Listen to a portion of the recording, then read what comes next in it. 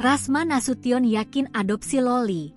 Kita lakukan yang terbaik buat dia. Putri sulung Nikita Mirzani, Laura Meizani alias Loli, menjadi sorotan publik setelah kabur dari rumah aman. Loli kini meminta untuk diadopsi oleh kuasa hukum Fadel Bajideh, Rasman Arif Nasution, yang mengaku siap mengurusnya. Rasman Nasution menegaskan bahwa Loli sendiri yang meminta untuk diadopsi. Meskipun banyak yang meragukan kemampuannya, Rasman, yang juga seorang dosen, merasa yakin dapat mendidik Loli dengan baik. Ia menambahkan bahwa ia telah mempelajari ilmu tentang perkembangan jiwa anak yang menjadi modalnya dalam mengasuh Loli. Rasman juga menyatakan bahwa ia telah mempersiapkan kamar yang layak untuk Loli di rumahnya. Ia berkomitmen untuk memberikan yang terbaik bagi Loli jika ia menjadi bagian dari keluarganya. Rasman optimis akan keberhasilan proses adopsi ini.